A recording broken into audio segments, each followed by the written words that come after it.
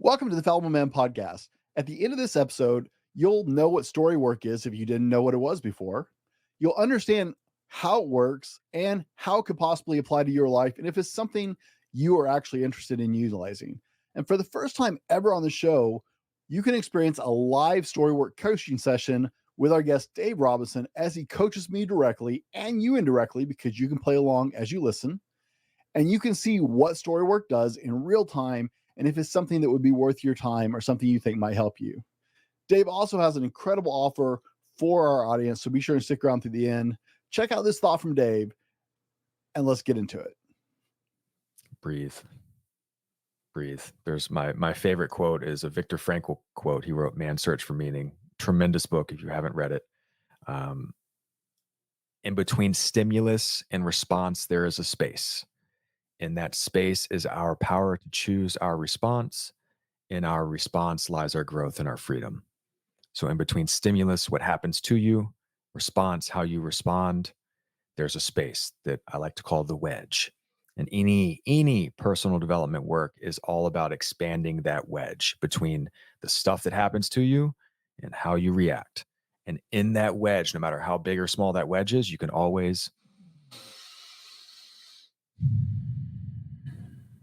take a breath.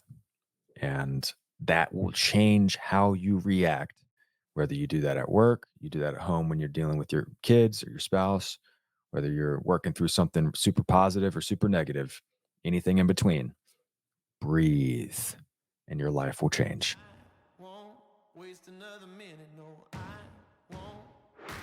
Here's the million-dollar question. How do men like us reach our full potential, grow into the men we dream of being, while taking care of our responsibilities, working, being good husbands, fathers, and still take care of ourselves? Well, that's the big question. In this podcast, we'll help you answer those questions and more. My name is Brent, and welcome to the Fallible Man podcast. Welcome to the Fallible Man podcast, your home for all things man, husband, and father. Big shout out to Fallible Nation. That's our private community, and there's links down in the description or the show notes wherever you're viewing this or listening to this show. Guys, warm welcome to our first-time listeners. Hey, if you're just checking us out for the first time, I know there's a lot competing for your attention, so thanks for checking us out. I'd love to hear what you think about it. You can reach me at The Fallible Man on almost any social media platform or leave us a review. Tell us what you thought of the show. I'd love to check that out. My name is Brent. Today, my special guest is Master Storywork Coach, Dave Robinson. Dave, welcome to the Fallible Man podcast.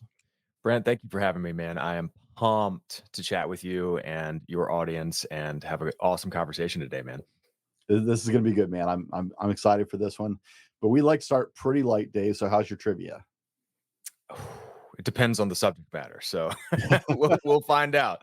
That's fair. That's fair. Yeah. How long did dinosaurs live on the earth? Is it A, 100 to 150 million years, B, 150 to 200 million years, C, 200 plus million years, or D, never? I got to throw that in there. I like your D, never answer, but I'm not going to go with that as the final. I'm going to go C, longer than 200 million years. All right, guys, you know the rules. Don't cheat. Don't go ahead. Don't look it up. Play along. For God's sake, don't write it down if you're driving. And we'll come back to that later in the show. Now, Dave, in this moment, just today, nothing else, who is Dave Robinson in your own words? Dave Robinson is a man who inspires others by helping people to enter the depths of their own inner cave and fight their own inner dragon. Dave is a man who loves nature, loves impact, and is stoked to be alive. Dave, are you a Harry Potter person? My two sisters are. I'm not as much of a Harry Potter person. I'm privy to Harry Potter. Okay. Yeah. Well, at the beginning, your first year in Hogwarts, the Sorting Hat puts you into one of four houses. Do you know the houses? I don't know the houses. The houses are Slytherin, Gryffindor, Hufflepuff, or Ravenclaw. Which house would the Sorting Hat put you in? Ravenclaw sounds pretty tight. I would be a Ravenclaw? Raven. Yeah. And I don't know whether that's good or bad. They're intellectuals. Yeah. Okay, perfect. I'll take the Ravenclaw then. That sounds cool. For not knowing, hey, about that, you're doing good, right? I Easy figure peasy. In the zombie apocalypse, what's your weapon of choice? my zombie apocalypse weapon of choice is my 12 gauge Mossberg in the bathroom. May or may not actually be there. We'll go with the may, and yeah, that's probably what I'm gonna grab. It's an interesting place to keep it, but, Yeah, you never know. You never know. There are others elsewhere, and I feel like that's the middle of the house situation. And I was thinking one day, I was keeps you like, what if prearranged. yeah, what if I'm in the shower or something like that, you know? Like, I gotta have something in the bathroom. So that's where my mind went. No little plexiglass box with the, break glass Break here. if need. Yeah, no, no, no, no, thank you.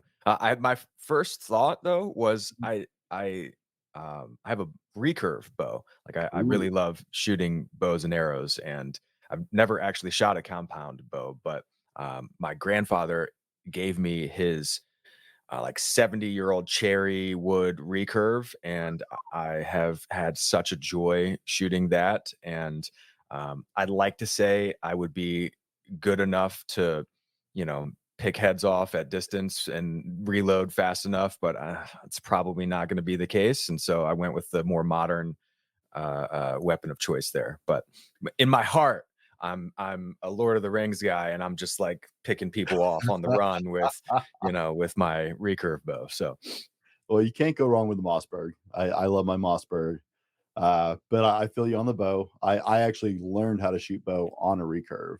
nice. I have a nice compound bow for hunting, but I grew up shooting regular bows, recurve bows, and then eventually, like, I was, I think, 17 before I got to compound bows. Uh, but we just actually finished rewatching Lord of the Rings, the movies, with my daughters. They Awesome. they love Legolas. Like, they are so interested in archery just because of that movie. Good for them and good for him. I think he inspired a generation. It's fantastic. They got to shoot him at Girl Scout camp. Now they both want bows. I was It's a like, good okay, I'm yeah, cool with that. it's a good problem to have, man. It's a really Right? good problem to have. Yeah, as a father. Yeah. Drinks, coffee, tea, energy drink, soda, or something else.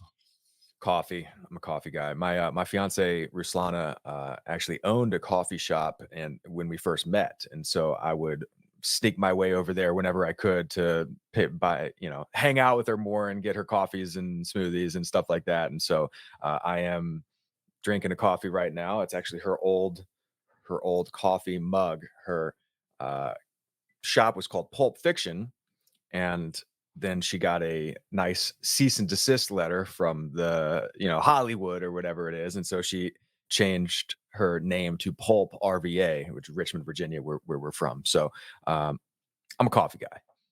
They suck, man. I would take that as like flattery. That's what I thought. It's like it's coffee, not movie. It's totally different. I thought the trademarks didn't have to overlap like that, but that was Yeah. apparently not a battle she wanted to fight. I don't blame her. So, Yeah, I'm not sure you I'd know, take on the movie studios myself. right.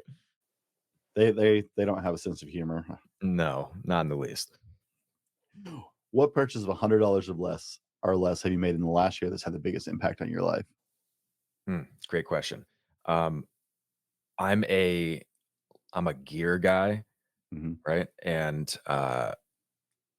I have bought a lot of gloves, like good I run too, right? So like good running gloves, and I think that there's no such thing as cold weather, it's just bad gear.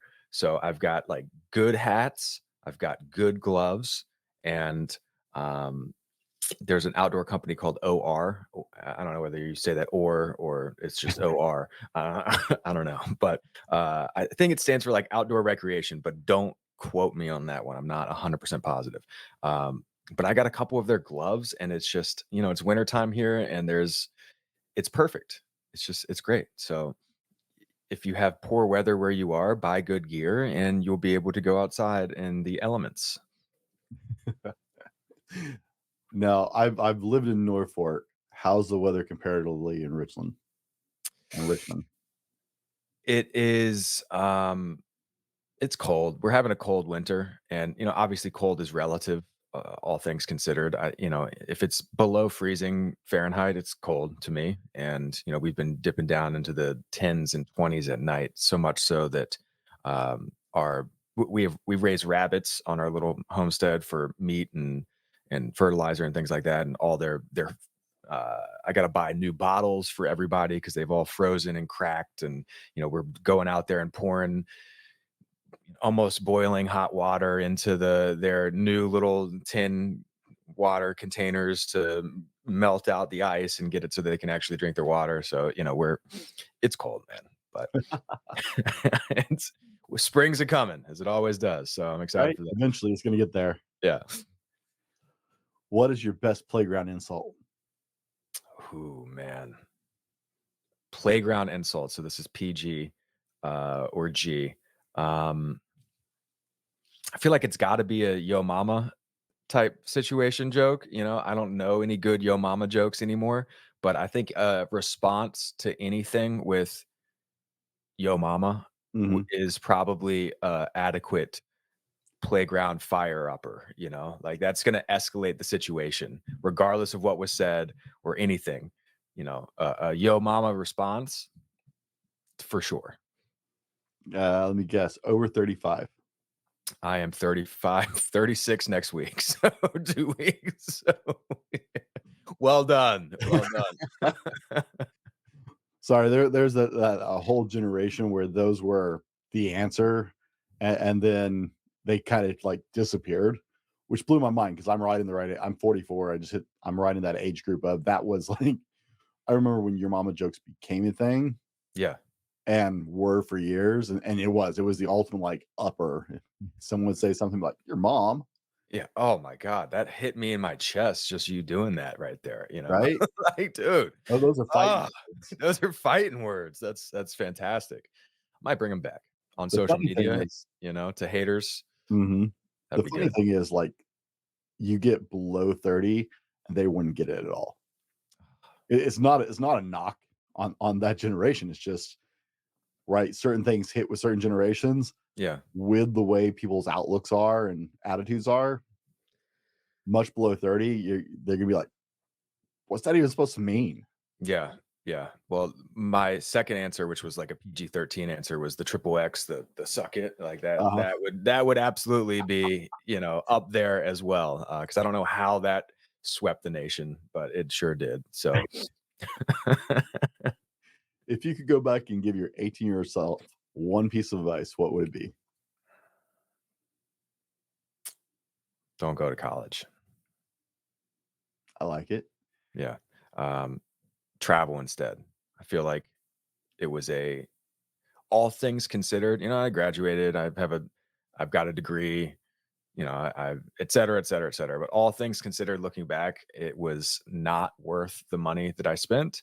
And nor do I feel like it was worth the 4 years of my prime time life to go and just party and, you know, mess around and study stuff that I didn't really give a crap about. And so I would have traveled instead. You party? No, No. not in college. No. That doesn't that's just in the movies. Right, and it's because it's in the movies that it ends up happening. That's we're coming back to Hollywood here, and yeah, It's like hypnotherapy. It's just in the movies, exactly. Pre-show joke, pre-show joke. Sorry, couldn't Dun-dunch. if you guys have been around the show before, I actually did a show with a hypnotherapist, and she was very gracious when I made that joke. So shout out to her for that. What is one totally random fact that people don't know about you? Totally random fact that people don't know about me. Um, well, I would say the rabbits, but I already spoiled that one. Um, I hate baseball. I know that's Hey, gonna respect. yeah, people are gonna hit end. There's a small segment of the population that's, you know what, screw this guy. But I hate baseball. I grew up a soccer player. My best friend, 5 houses down, also named Dave, since I was 8 years old, was a huge baseball player, and his dad tried to get me to play over and over and over and over and over again. It just was, I played a ton of sports growing up, and I just couldn't stand it. And I still, to this day, I probably go to, like, we've got a double A team here, and I go to one game every half dozen years just for the sake of, like, just poking around and checking it out. And I show up in like the third inning and I'll leave by like the seventh inning. And I'm like, oh, that's enough baseball for the next half dozen years, dude. So yeah, I am just not a baseball guy. I totally get you. I had a friend who's actually a professional pitcher, and he'd come to Washington. His team would come to Washington and play against the Mariners. And I wouldn't even go for his games. I don't like you that much, dude. I'm not driving to Seattle and paying that price and sitting there for that long for that. Yeah, I'm yeah. going to like wave at you for 2 minutes. I can jump on a Zoom call with you. Like, Catch me afterwards. Yeah, yeah. Let me know where y'all are going to eat dinner, and I'll see you there. Yeah, that type of situation. I went to a event someone put on. They were like trying to get. I used to be a youth minister, and so they were trying to connect with local youth ministers for their mission project, and they got like the big box and stuff like that. So my wife and I went because I'd never been in a box, right? And Free honestly, food. yeah, free food, box seats. The Yeah. best part of the whole game was like the field crew like did this like coordinated dance on the diamond as they were straightening it up between innings. Best part of the whole game, right? 100%. 100%. We do uh there's the local team, like, in and around July 4th. It's like the June 30th to July 10th games all have fireworks. Mhm. And when I was in high school or probably middle school, my dad would drag us to that as like a twofer. It's like, I took you to an event and there's free fireworks here. So, it was like a kill two birds with one stone Big situation, which win. I totally can appreciate 100% now. I have since gotten privy to that, to the idea that there's fireworks here, and there's our favorite ice cream joint is just right down the road. And so now what we'll do is we'll go and get ice cream and just kind of walk up the hill a little bit about 9:30 on, July 2nd, 3rd, 4th, 5th, 6th, something like that. Don't need to go to the game, don't need to pay anything other than for the ice cream, and then we get to watch the fireworks and then go home. There And you go. that is my hack of Richmond, Virginia. If you ever come and visit around that time frame, that's what to do. I dig it. That's a much better solution. Eat ice cream and watch the. It's hard to hide fireworks. Yeah, good point. Good point. What's something everyone should know about you before we dig into the meat of today's show? Mm, crushing it with these questions, man. Um, I have found my hedgehog. I have found my hedgehog. It's a concept by Jim Collins, who wrote Good to Great. Mhm. And the hedgehog is the intersection. Think of a Venn diagram. The hedgehog is the intersection of the thing that you love to do, that you, not that you like, not that you're good at, but the thing that you love to do that you would do for free, but also drives your economic engine or fills your economic reservoir. And the third thing is, this thing has to be something that you were born for, created for, or could one day be the best in the world at. And that for me is Storywork. It wasn't, you know, coaching in a D1 strength and conditioning department. It wasn't, fitness or health. It wasn't financial planning. It wasn't any myriad number of other things that I've hats that I've worn, jobs that I've done, etc. I never either loved it or, like, I love soccer, like, but no one's paying me to play soccer. Like, that's not the hedgehog, right? I have to pay twice a year, $80 now. Now they raised it to 90 last fall. So $90 twice a year for the privilege of playing soccer with my friends. So that's not the hedgehog, right? But this story work is my hedgehog. So when you hear us talk about this, I truly love this, and it's something that I'm going to do for the rest of my life. Awesome. Awesome. Guys, we've been getting to know Dave so far and just who he is, what he's about, a little bit about his personality. In the next part of the show, we're going to dive into Dave's story. What is Storywork, since that's what we're talking about today? How can it help you? Why is it beneficial, et cetera, et cetera? We're going to roll to our sponsor, and we'll be right back with more from Dave Robson. Are you tired of tossing and turning at night, searching for that elusive perfect pillow, or just better bedding in general? Well, look no further. Our podcast is proudly sponsored by My Pillow, the renowned American pillow manufacturer. With over 50 million pillows sold and a legacy of quality, My Pillow knows that you work hard for your money and want quality products at an affordable price. That's why they're offering all TFM listeners and friends the special promo code for massive savings year round. Enjoy some of the finest sheets, pillows, slippers, mattress toppers, bath towels, and comforters on the market today. Save big when you order with free promo code TFM. That's TFM, the Fallible Man podcast, obviously, on all 250 quality American products at My Pillow. My Pillow is here to transform your sleep experience. And as a special treat for our listeners, you can enjoy up to 80% off your order with the code TFM. Yes, you heard that right. Up to 80% off. You'll not only enjoy some of the most comfortable and cozy products you've ever bought, but also support a great American company, the Fallible Man podcast, and save a ton of money doing it. It's really a triple win. So why wait? Head over to mypillow.com/TFM or call 800-796-9775. That's 800-796-9775 to order now. You can't be your best without a good night's sleep, and My Pillow delivers. Guys, welcome back. In the first part of the show, we just spent some time getting to know who Dave is, what he's about, what he's like. In this part of the show, we're going to dive into Dave's story and what is Storywork. We're talking about Storywork today and how it can help you. But like when Dave and I connected, I honestly, that was my first question. Is like, what the hell is Storywork? I have no idea. So we're going to dig into that and why we're actually even talking about it, because I think it's going to be really important and really relative to your life. So Dave, tell us your story, right? You mentioned a couple different things in the previous portion of the show. You have a background of jobs like myself. You've been through several, and you landed in this. You started out as a teacher, right? So tell us the story of Dave Robinson. Yeah, so I looking back, I've always been in the service industry. I've always wanted to impart knowledge or teach or coach or advise in some capacity.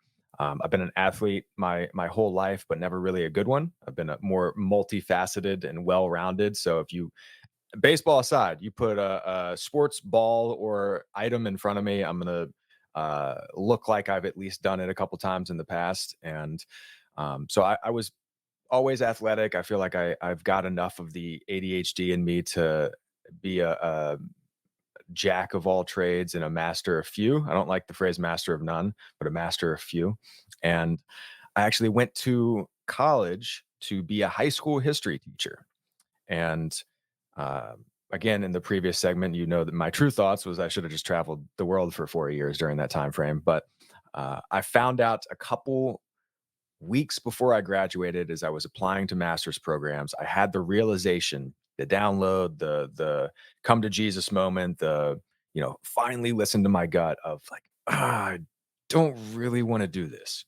And I realized that I didn't want to be the teacher that only wanted to have his summers off and coach high school soccer and, connect with the students, right? I didn't care about the subject matter at all whatsoever. I could read, I could write. That's why I chose it. And I had a minor in education, and so again, I like teaching, but I didn't want to teach that. And so I had fallen in love with strength and conditioning over the previous 4 years, as my random roommate freshman year was like a four-time national junior powerlifting champion. So I got to school as a little skinny soccer player, and I ended, with being totally obsessed with powerlifting and strongman stuff, and that led me to get a job in the library at school. That was my part-time job, so that I could go uh, sneak off into the nutrition journal section and have access to all the PubMed stuff that I wouldn't have access to otherwise. And so I did a powerlifting competition in my hometown of Richmond, Virginia, like 3 weeks before I graduated, right after I had made this, oh, I'm not applying for master's programs, oh, I'm not going to be a history teacher, now I have nothing to do or don't know what I'm going to do anyway. So right after that decision, I meet this guy named Jay DeMayo, and Jay DeMayo is still at the University of Richmond.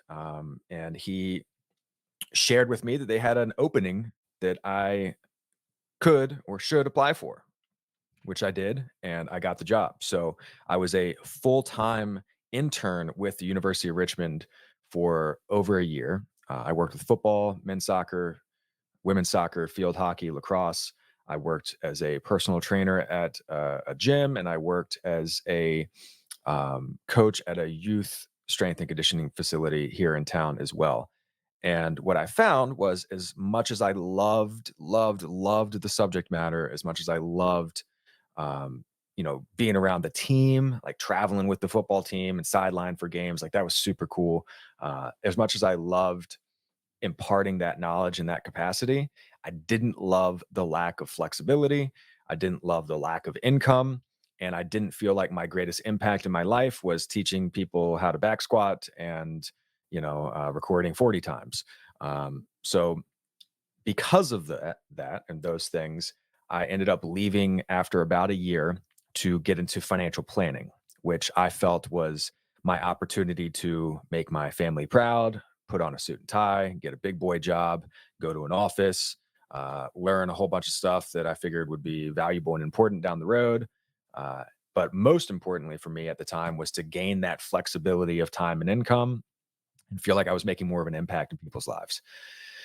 And frankly, man, I didn't think I was ever going to leave that career. I had planned on doing that for 30 years and retiring and being done. As it turns out, I was in for about six and a half, close to seven. And I knew probably 4 years in, 5 years in, that I was starting to get the rumblings of like, I don't really know about this.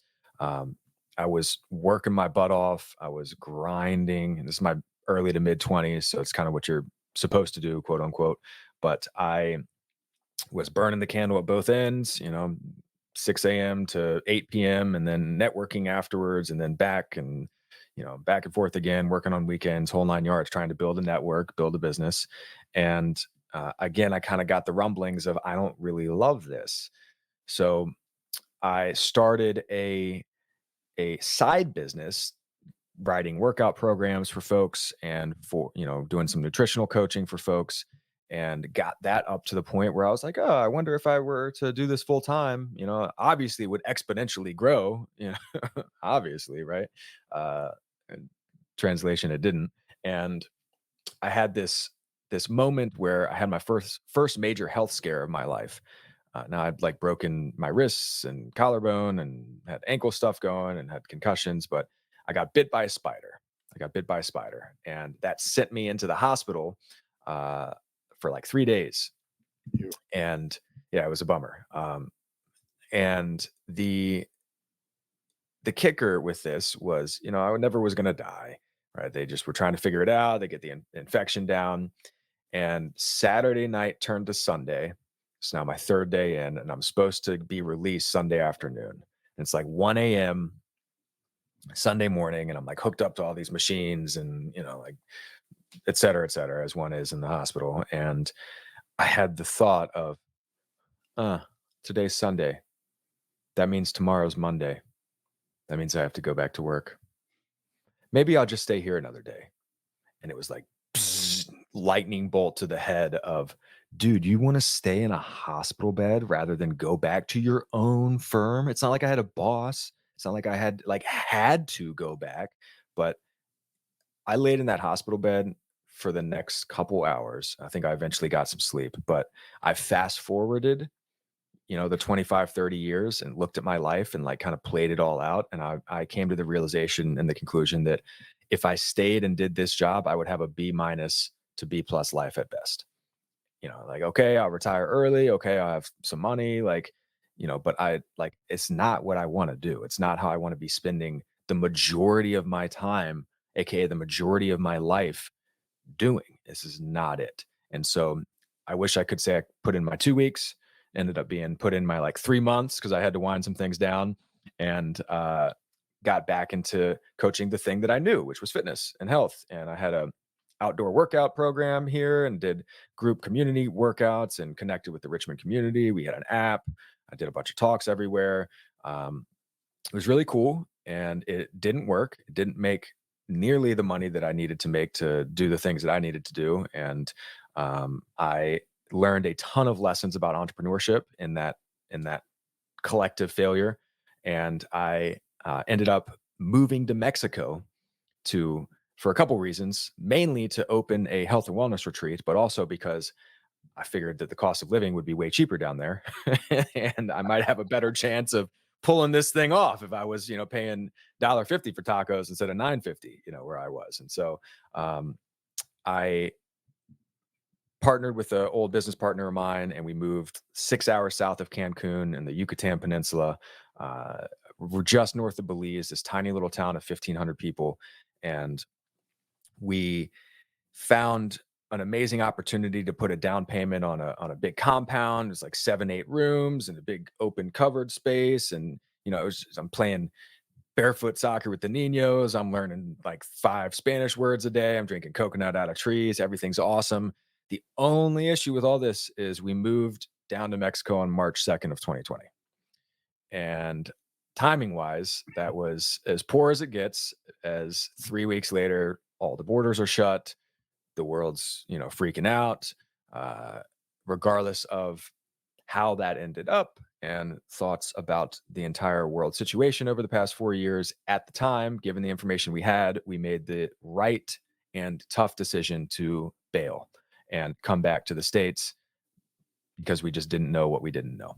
And I think at the very beginning of all that, there was a lot of unknowns and a lot of scary stuff. And I was learning Spanish, not fluent in Spanish, and I wouldn't know whether people are on my side in my corner or not. And so I was like, all right, we should get out of here. So I came back and I lived in that guy's walk-in closet for about a month, and I ended up working for him in his dorm room furniture removal business, which was scrubbing moldy refrigerators in a 100-degree steel warehouse for $3 a fridge. And my next come to Jesus moment was when he asked if I wanted to learn how to drive the forklift.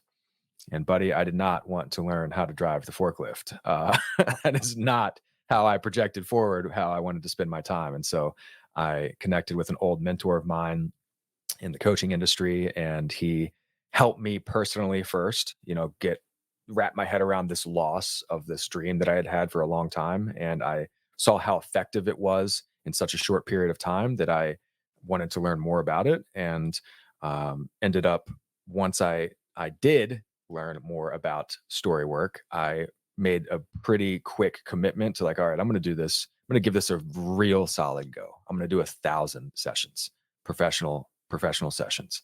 And today, 4 years later, 3.5, 4 years later, I'm up to 1,150. Right, so I've met and surpassed that goal. My next goal is 10,000. Right, which is cool to have, like a 25-year goal. Also a little daunting, but still very cool.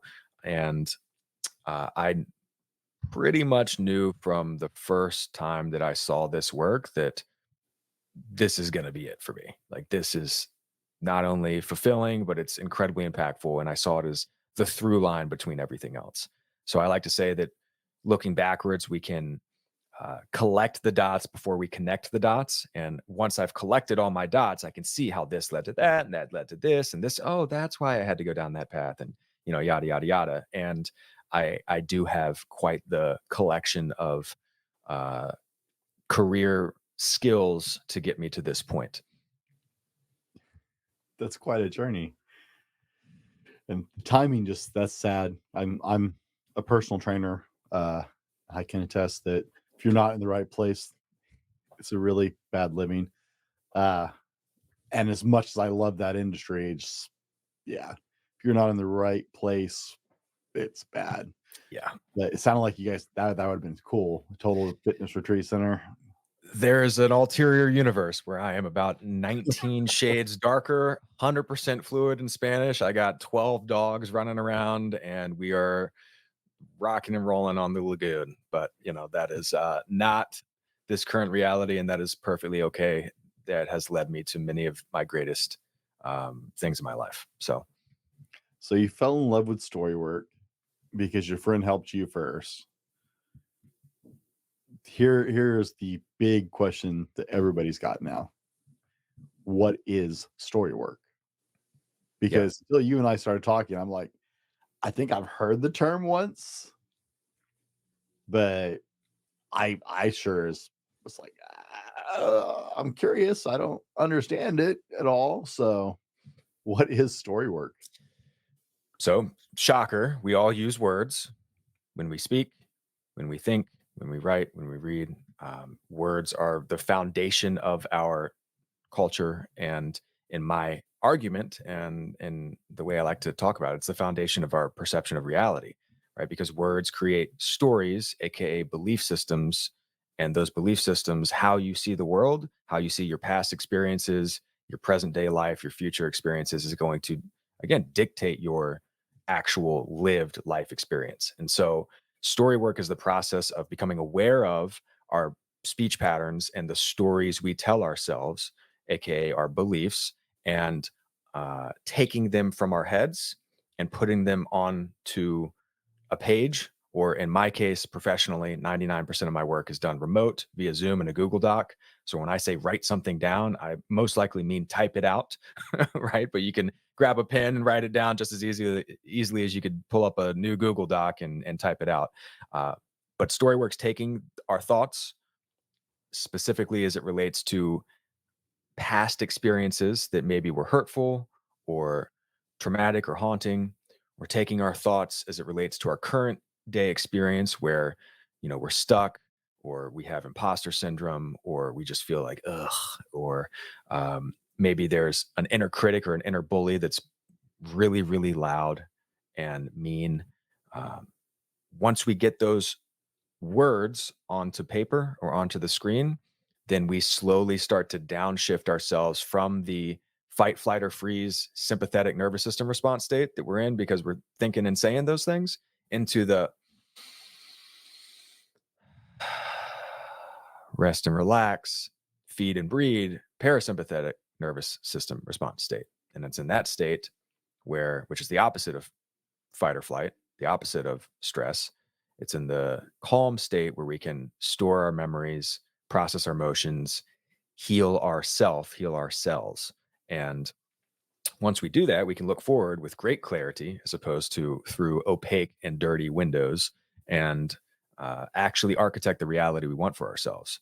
So, story work is a process and a methodology to help us deal with the stuff that we don't like about our past, present, and get really, really clear about the future. What is people's common reaction when they're first introduced to this idea? So like I said, I had no idea. I'm like, I'm not even sure what that is, but yeah, let's talk about it. Most people think I have something to do with copywriting, or I'm like make videos for people or like help people write books or something like that. That is not accurate. None of those are accurate. A lot of people compare it to therapy, which is partially in an honor and partially like, no, no, not that at all. It is therapeutic. It is certainly not therapy. Therapy has helped a lot of folks. I'm a big advocate for talking about the things that are bothering you and sharing and expressing your emotions, especially as men. We don't often do that as much as we should or could. And therapy often lacks resolution and has people just like talking in circles and drama bonding. And so it goes way beyond that. Story work does. And we get to resolutions very quickly, very effectively, and um, like it's not a 60% of the time it works every time. It's like a every time it works every time type situation. So I'm glad you answered that because so I was going to relate it to therapy. Sorry. That's okay.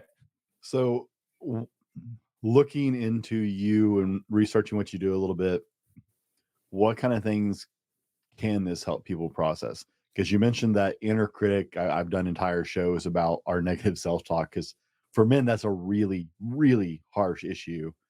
Most men struggle with that. But I saw like you deal with anxiety and stress. What can this do? What kind of things can this help people work through? Yeah, great question. Let's start with the negative self-talk piece. If you're watching this via video, I've got a really cool representation of the light wolf, dark wolf behind me. And that's an old Native American tale where, there's a battle between the light wolf and the dark wolf that's been waged inside every single one of us since the very beginning of time. And the dark wolf manifests itself as evil and fear and envy and jealousy and hatred and sadness and etc. And the light wolf manifests itself as love and joy and peace and kindness and altruism and happiness and et cetera, et cetera. And somebody asks, well, which one wins? And the answer is the one you feed, the one you feed. And ultimately, many people are feeding their dark wolf with the negative inner critic, the negative self talk. And one of the very first things I do with a lot of folks, coaching wise, is we name the dark wolf and we get verbatim on paper on the worst days, what does he say? So, first of all, that's really important for people because they're disassociating that negative voice from them, the self with the capital S or the soul with the capital S. It's something different.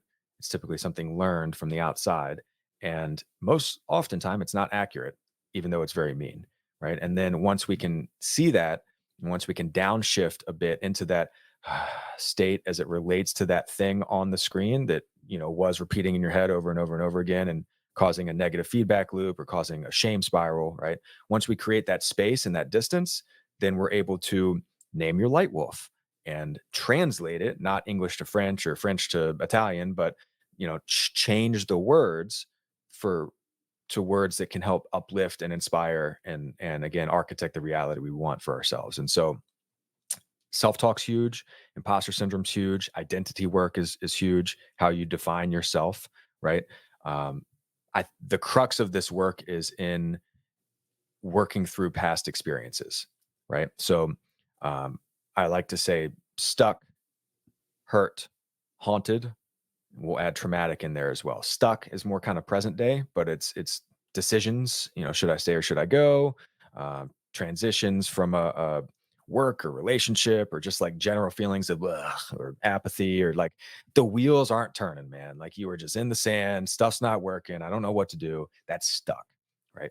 Hurt. We've all experienced hurt in our past, all of us, right? Something somebody said, something somebody did or did not do. This could have been last week, could have been when you were 7 years old. It was a breakup. This is loss. This is grief. This is disappointment, et cetera, et cetera. All right. Everyone has experienced hurt. Some people have even experienced haunted. We're talking Hollywood. This is the stuff that the horror movies are made out of, right? Assaults, murders, you know, my first story ever was a kidnapping story. My third or fourth story I ever worked was the guy was a 50 cal gunner in Iraq, right? Like a lot of heavy stuff that people have been through in their past. And traumatic experiences are defined as experiences that actually cause physiological changes in the brain.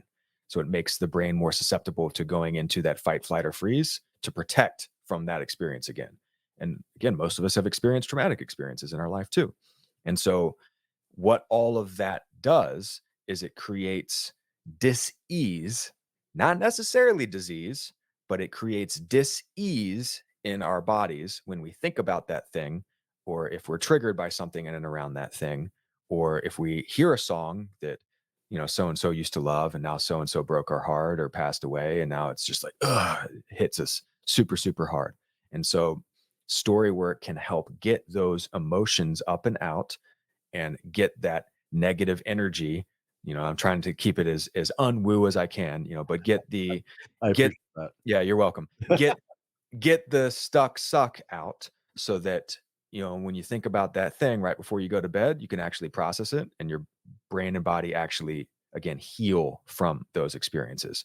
And so it allows people to work through the stuff that they would have rather not gone through. And we obviously can't go back in time and change things, but we sure as heck can change our perception to the things that we've experienced. And once we take something out of our head and put it onto the paper, we are able to create distance and space from that story. So now we're not in the story, experiencing it over and over and over again. Now we're observing the story in the movie theater, eating popcorn and drinking soda pop and watching it happen. And that's an entirely different experience. So, what makes your coaching unique as opposed to all the other coaches out there who are trying to help people? I've worked with a couple amazing coaches who deal with trauma and stuff like that. What makes this unique? There's an ongoing 30 plus year study at Harvard I'll let you guess. How many, what percentage of the US population has written down their goals? Ooh, less than 8%. Yeah, it's 3. 3% of people have written goals. You want to take a guess at how more likely someone is to accomplish their goal if they have it written down versus not? 64%, if I remember right. It's 10x. 10x. It's 1,000% more likely to accomplish their goals, right? And um, I would reckon to say that less than 1% of people have written down their fears. Less than that have written down the really terrible things that have happened to them. A lot of people journal, and that's cool. A lot of people meditate, that's cool. A lot of people do breath work, that's cool. A lot of people talk about the stuff that they've experienced and ask for help and, share their feelings, and that's cool. And I think more people could do all those things. What makes Storywork unique is the fact that once we get something out of our head and onto the page, great, that's step one. Story is titled and written out. Step two is now we read it out loud. Nobody reads their journals out loud. It's totally different when you hear the thing that you're reading. Then we downshift even further and we slow down the pace of speech as we're reading this thing. And each time we're accessing a new layer and a new level of understanding about the situation. And we're also actualizing it with ourself because now it's another rep and another rep and another rep of this thing. Um, and then we add in rhythmic breathing, rhythmic downshifting breath to the equation, where on every punctuation point, we'll add in one of these.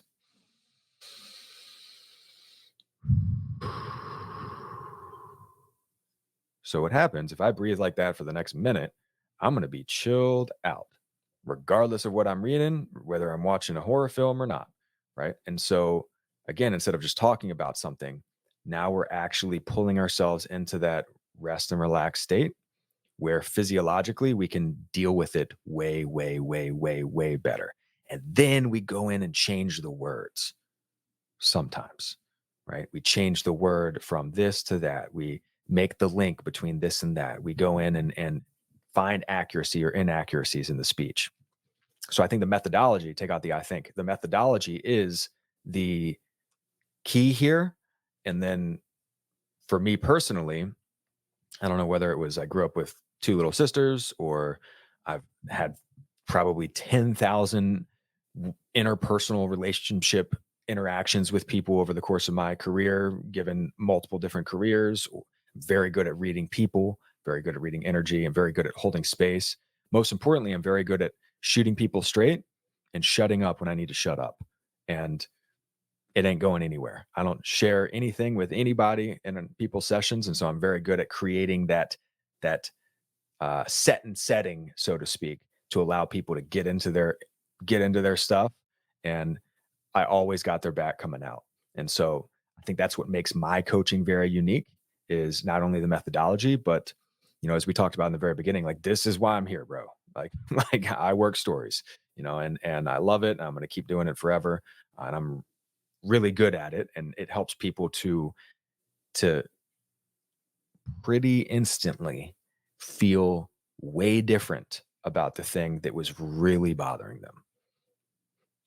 All right. Now, guys, we've been discussing Dave's story, what story work is, how it helps people, how it affects people.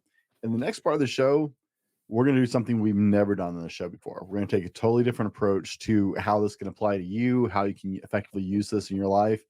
And instead of me trying to tell you a lot about this or just list off things, Dave and I are actually going to go into a coaching session. Dave's going to work with me live on this broadcast, and I'm going to let you just see what this is. Now, I'm a little anxious because I have no idea what's going to happen or what's going to come out of this. I have no idea what we're going to dive into. We haven't planned this. We haven't discussed this, but I want you guys to see what this really works as, what this does, and how this can be effective in your life. And then after that, we're going to get into, we'll wrap things out with Dave. He's got a generous offer for our first 3 listeners. And I'll tell you all about that when we come back. We're going to roll to our sponsor, and we'll be right back with more from Dave Robinson. Struggling to catch quality Z's at night? It's time to change that narrative. Sleep isn't just a luxury, it's the crucial component for your overall well being. From managing your weight to boosting muscle growth, reducing stress, and even enhancing your daily performance, sleep plays a vital role. Are you ready to level up your sleep game, get a better night's sleep overall? Then look no further than ghostbed.com. Join me in experiencing the difference with Ghostbed. It's been a game changer for my sleep routine over the years. That's why here at the Fallible Man podcast, we're honored to partner with our sponsor, ghostbed.com, to bring you this discount. So head to ghostbed.com, unlock a sweet 30% discount on your order using the code Fallible. Don't wait any longer to upgrade your sleep quality. Let's make tonight the start of a better sleep and a better days ahead. Now, let's dive back into the show. Guys, welcome back. In the last part of the show, we were discussing a little bit about Dave's story and background and what Storywork actually is and how it affects people, how it can be used to help you move to different things in your life. In this part of the show, we're going to do something totally different than we've ever done on the show. And that's we're going to do a live coaching session. I'm going to let Dave run the con. We have not discussed this, we have not planned this. I really have no idea where this is going, but I wanted you to be able to see exactly what Storywork is about and how it can be applied to your life, how it could possibly benefit you. And I couldn't think of a better way to do that than just letting you see it in action. So, Dave, we're in your hands. My man, I appreciate it. All right, so I'm going to start this off with the same thing that I tell every single one of my clients at the very, very first session that I do with them. All right, it's three things. One, if we get anything written down in Mhm. this time frame that we have, it's a huge win. Huge win. Taking it from our heads, putting it on the page, that's a massive win. Number two, I'm always going to shoot you straight, as I shared earlier. And number three, what I usually say is, ain't nobody ever going to hear about it. But with this one, it's going to be the people who are listening to this podcast will hear about it. And that's it. Right. So it's not everybody, just the people that hear the show. So what that means is, Brent, play at your own level. Right. I'm totally okay and prepared with this being a walk in the park. I'm totally okay and prepared for this to be World War III and IV. Right. And anything in between. Right. So play at the level you want to play at. And we will rock and roll. Okay. Um, to start off, what would you say your strongest emotion is right now? And rate it 1 to 10, 10's high. Mm, uh, it's between stress and anxiety. Cool. I'm not sure what word that is or what's right there. But stress and anxiety is like a 9. We're struggling. Great. No right or wrong answers here either with any of this stuff. Um, so now I want you to we've got the emotion of stress and anxiety. We've got a scale of how high it is. What does that feel like physically for you, like sensation wise? So, maybe there's sensation in your head, but get out of your head, so to speak, get into your body and tell me sensation wise, what do you experience when you experience a 9 out of 10 stress or anxiety? It's like a weight, like just pressing in. I'm tired. Doesn't matter how many hours I sleep. I'm tired, and there's just this constant weight sitting in my chest and shoulders. And is that a familiar feeling to you, or is this the first time you felt that in a long time? Uh, this is an ongoing issue for several months now, so it's been there a while. Um, I get moments of alleviation from it, like sitting down with my kids. My daughters are my whole world, so sitting down doing with stuff with them, it kind of dissipates some. But I definitely, if I let myself feel it, it's there and it's just heavy. Okay. So you mentioned you've got a way to type, right? You got a OneNote in front of you, right? Mhm. Um, pull that up for me if you would. And Yeah. if you're listening at home, you could do this as well. You can answer this exact same question that I'll ask, and we'll set like a 1 minute timer ish, right? This will be kind of a top of mind. The question is, what area of your life are you feeling the most stuck in right now, and why? What area of your life are you feeling the most stuck in right now, and why?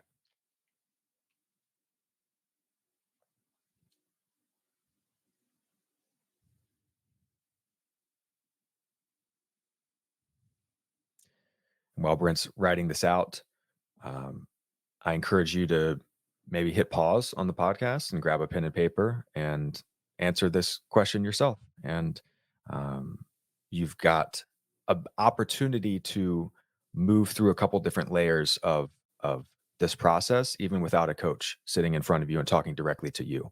So there's a beautiful concept that I love in my coaching called heal one, heal all.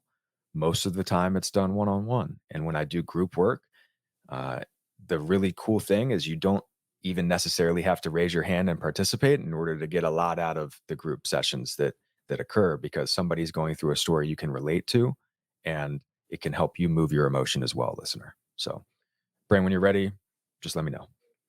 Yeah, no, this one is an easy question for me. Okay. Um, Stuck is my financial situation. Cool. Uh, I took a year off my full-time job, left it to take my podcast and my business with the Fallible Man full time, and have not built up enough sponsors to financially cover that. And so right now we are financially strapped. I've actually spent my entire life savings working through this for the last year.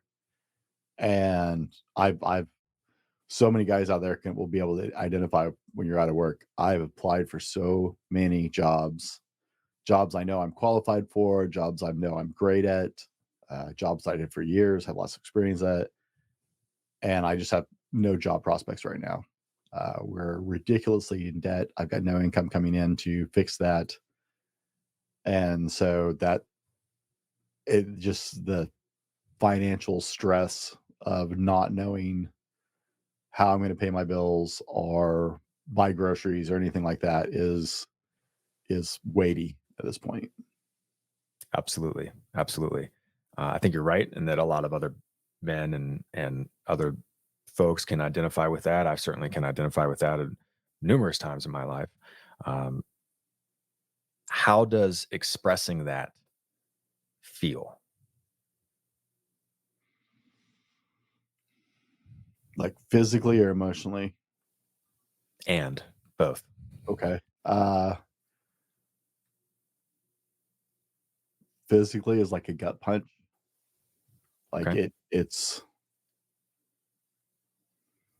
hard to swallow because it makes me feel very weak and like failure.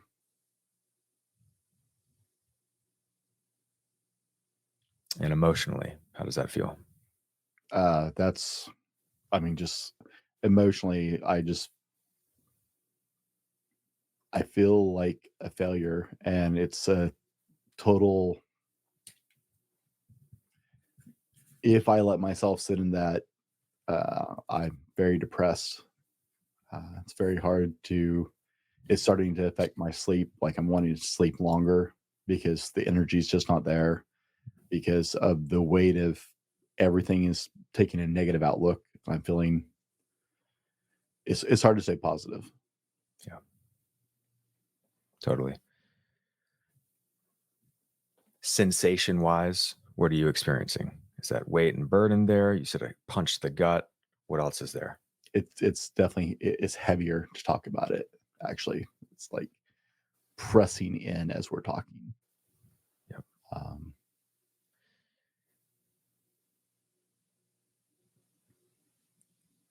Let's read out what you have again. And this time I want you to just slow down your pace just a little bit. All right. So, reading out exactly what you wrote down on the page and just slow down your rate of speech as you do so. my financial situation with no income and no job prospects is just wearing me down. Great job. Great job. Have you been in this situation before? Not to this extreme. I've been without work before for a short period of time, but never anything to this extreme. We've been we had enough money set aside to go a certain amount of time. I passed that 6 months ago. We are in debt up to our eyeballs. We've borrowed money from everybody we can to try and survive. I have a household of 5 and I'm the sole income. And so it's a new sensation because my wife and I have been through a time where we were jobless, but not with my children and my mom living with us because she lives with us. Not with this kind of responsibility and dependence. Could you turn this into a should statement?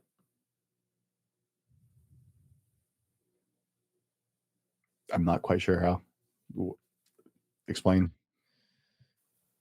Is there a way to answer or fill in the blanks from I should ...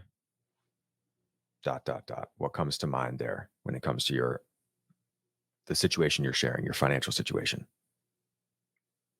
I should find a job and I should have been hired for over half the jobs I applied for just with my experience and skill sets.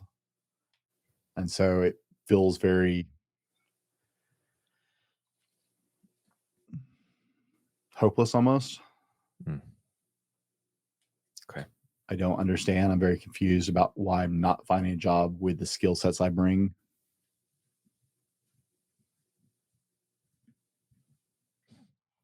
So stress and anxiety in the beginning was a 9 out of 10. Mm-hmm. You mentioned the word hopeless, right? If you had to put a label on it, your situation or how you feel right now, not the situation, but your current state, what would you say?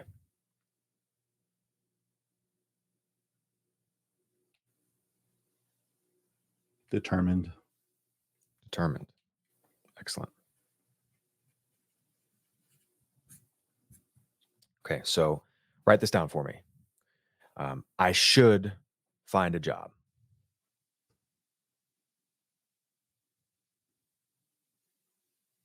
Okay. Perfect. Say that out loud for me. I should find a job. Great. Most people, when they use the word should, need to, or have to, experience the feelings of external pressure. We actually call those categories of speech, they're in their own category. It's called pressure language. Most people don't like it when their boss tries to tell them what to do, or their spouse tries to tell them what to do, or their parents try to tell them what to do, or the government tries to tell them what to do. In fact, most people don't like it when they themselves try to tell themselves what to do. And in fact, earlier today, I thought to myself, I should drink more water. And then I instantly thought the rebel in me was like, you know what? Screw you, Dave. Like it's good for me. And I'm not going to do that. I'm going to go pour another coffee. Right. Um, Words can create different feelings and emotions in the body. And there's no right or wrong answer for this. Take out the word should and write the word could, and then say that out loud.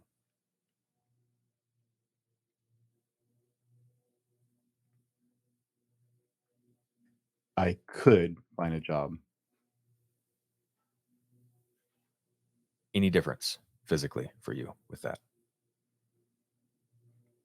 Not a whole lot, but just having this conversation, the weight feels a little less. It felt really like I could feel a difference as we've said some of these things out loud. Mm-hmm.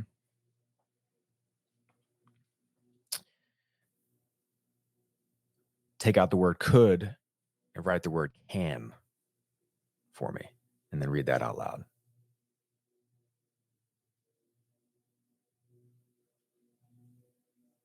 I can find a job. Say that again for me, and then add a big breath at the end. And what I'm looking for with the breath is volume in through your nose, big old breath in, and length out on the exhale. So a long exhale out. So it'll.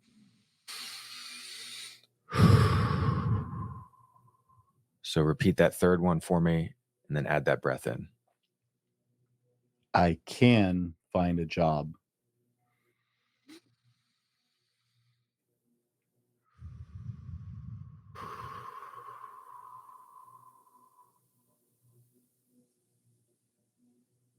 What That do you feels notice? that feels lighter on the chest. Most likely a couple reasons for that. Okay. The first is that the word could brings us back into the realm of possibility. So we go from a lot of pressure to a land where, like, okay, despite recent, past evidence, it is possible with that rate of speech or that type of speech to find a job, right? The word can puts it in the affirmative while adding to the possibility, potentially moving it even into probability, right? The breath helps pull us down into that state where now we can see things just a little bit differently and feel things a little bit differently without the stress of the should statement, right? So I'm going to have you finish this sentence and type it or write it out, whichever one you did there. Uh, I can find a job because dot dot dot, and give me 3 of those. I can find a job because option A, I can find a job because B, and because C.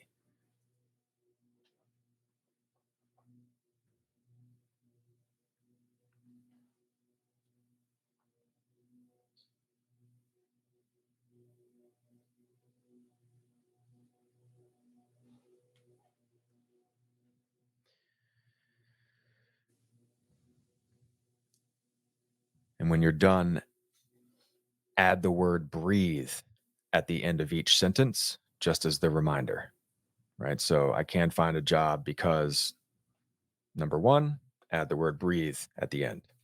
I can find a job. Number 2, add the word breathe at the end. I can find a job because number 3, add the word breathe at the end.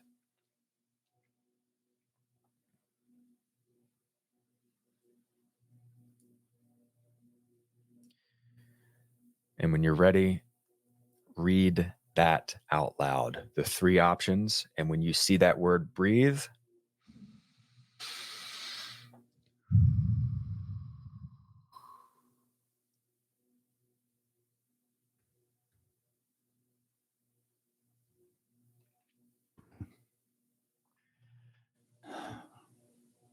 I can find a job.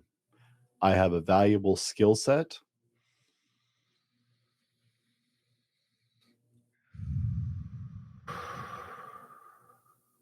I can find a job. I have a lot of experience.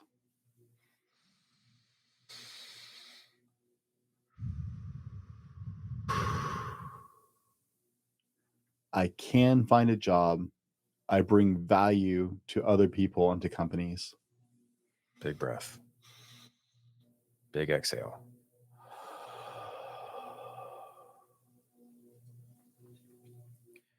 Your shoulders just dropped 2 inches. Really? They were up here. Now they're down here. What do you notice after reading that out loud? It's the pressure isn't near as much. Like my chest doesn't feel near as tight or heavy right now. I am less likely to break down and cry. I was getting real close there. My head feels more clear. Mm-hmm. Absolutely. Like it's almost a tingling sensation in my head. Yep. Our words impact our breath drives our physiology. And so when we have words that affect our breath, we'll call it negatively, though I don't love that terminology, but when we have words that affect our breath from the context of creating shallow, high in the chest, high and tight breathing, right? Versus that's going to drive our state. Now, the best affirmations or intentions or mantras or ribeyes and T-bones to your light wolf come from a prior limiting belief or a prior statement that created tension before. So for me, my anchor statement is I love myself. I love myself. And that's because that came from a large swath of my life where I hated myself. And so for me, that statement alone can pull me out of a whole mess of problems, right? For you in this particular situation, providing the positive outcome and the reasons for that positive outcome creates an entirely different internal state and mind state as it relates to this situation. Now, have you gotten a job in the last 20 minutes? No, right? And action dispels overwhelm. Action casts out overwhelm. With this positivity, with this, I can get a job because I've got a great skill set and I can provide a ton of value for, other companies. You are much more likely to then go out and apply for a job than, oh, I should get a job. This fucking sucks, right, et cetera, et cetera. Excuse my cursing, right? And the change in physiological state helps raise the tide for all boats, right? The change in physiological state helps you to be in a better me, better everyone environment, meaning your interactions with your wife, mother, daughters going to be better. Your interaction when you do walk into that job interview is going to be different. The interaction on the next podcast is going to be different, and you never know who's going to listen, right? And what things could come of that. And so if you had to put a label on your strongest emotion right now and rate that 1 to 10, what would that be? Encouraged. Say 6 or 7.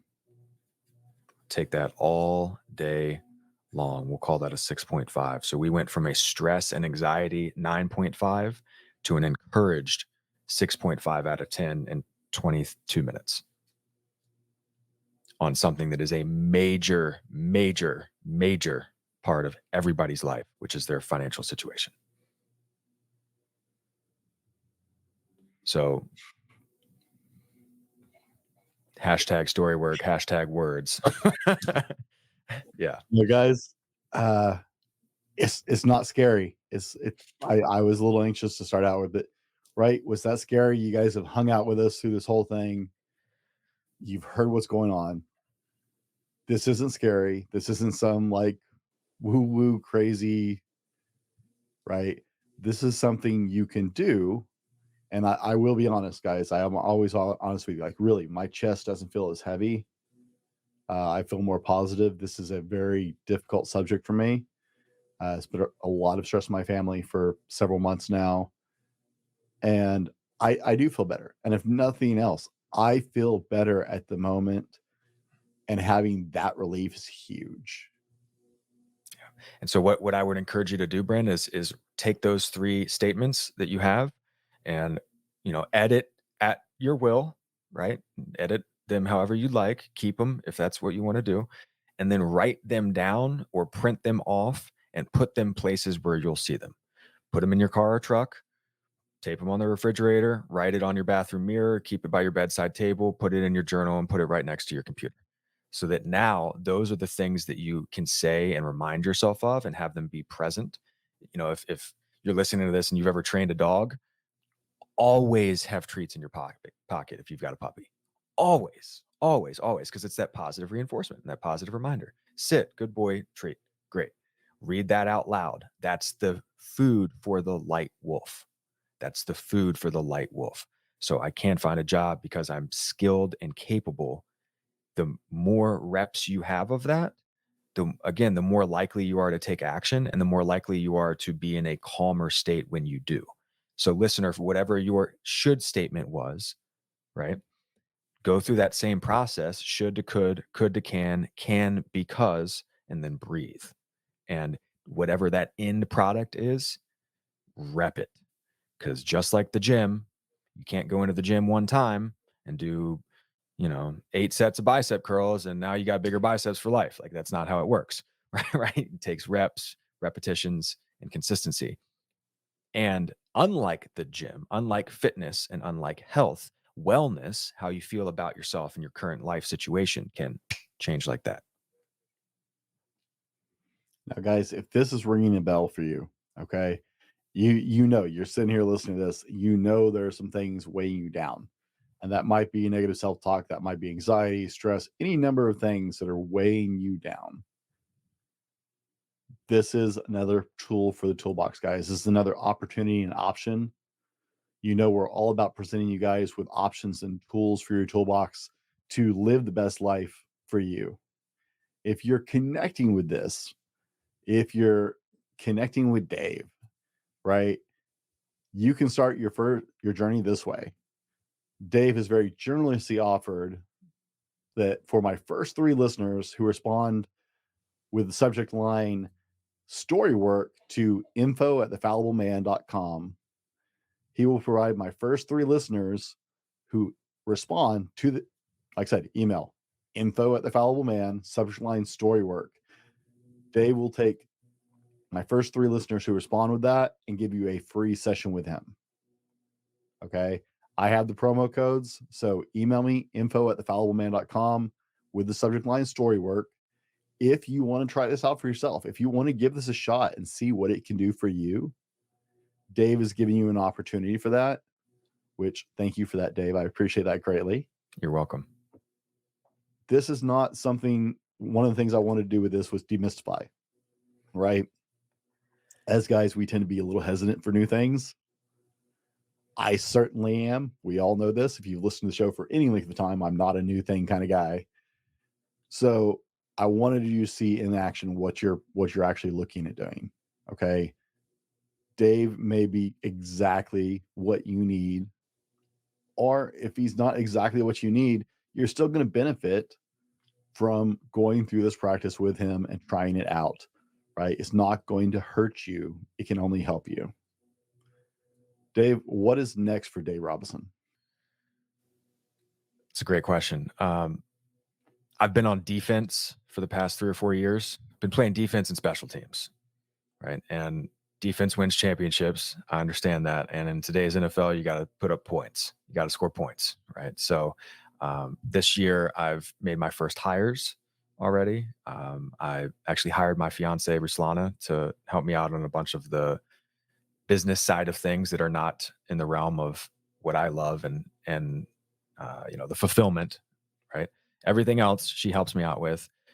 We've got a dream and desire to find a homestead a couple hours west of Richmond in the mountains and expand from 30 rabbits to sheeps and goats and cows and chickens and dogs and the whole 9 yards. And so we've got a very clear vision and dream of what we want to do. And I know that it's going to happen. My word of the year is inevitable. And whether that's this year, next year, the year after that, whatever it may be, I know where I want to go. And I've got a pretty clear path up the mountain. So I'm going to keep working stories and keep building and helping folks out and get to that point where I can run up my own mountain and fish in my own stream. And golly day, does that not sound awesome? Like, I want Yeah. it. Yep. I know. Where is the best place for people to connect with you, Dave? 2 places. I'm on Instagram at daverobinson.coach. Instagram is daverobinson.coach. And my website is workyourstories.com. Again, www.workyourstories.com. You can check out testimonials, check out some more information about Storywork. You can book a discovery call with me there and find out more whether this works for you. And if you want to keep in touch with the rabbits and the workouts and some other fun stuff, then follow me on Instagram. All right. Now, I know you guys are all really worried about how long did the dinosaurs live on Earth? You said 200 million plus years. The answer was 150 to 200 million years. Ugh, Was B, blast. not C. I know everybody's like hanging on their edge of the seat for that one, right? Oh, for sure. I love the callback. I was confident it wasn't D, And it was, I'll buy it. I'll take it. I'll take your word for it. 150 to 200 million. Well, I looked it up on the internet, so you know how It's how got to be real. possibly true that is, right? It's got to be real.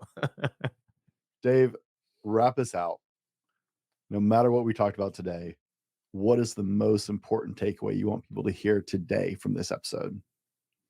Breathe. Breathe. There's my favorite quote is a Viktor Frankl quote. He wrote Man's Search for Meaning. Tremendous book if you haven't read it. In between stimulus and response, there is a space. In that space is our power to choose our response. In our response lies our growth and our freedom. So in between stimulus, what happens to you, response, how you respond, there's a space that I like to call the wedge.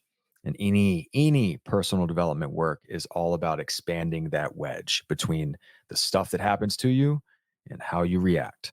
And in that wedge, no matter how big or small that wedge is, you can always take a breath. And that will change how you react, whether you do that at work, you do that at home when you're dealing with your kids or your spouse, whether you're working through something super positive or super negative, anything in between. Breathe, and your life will change. Guys, for myself and Dave, be better tomorrow because of what you do today. We'll see you on the next one.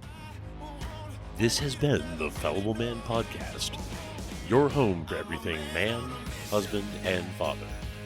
Be sure to subscribe so you don't miss a show. Head over to www.thefallibleman.com for more content and get your own Fallible Man gear.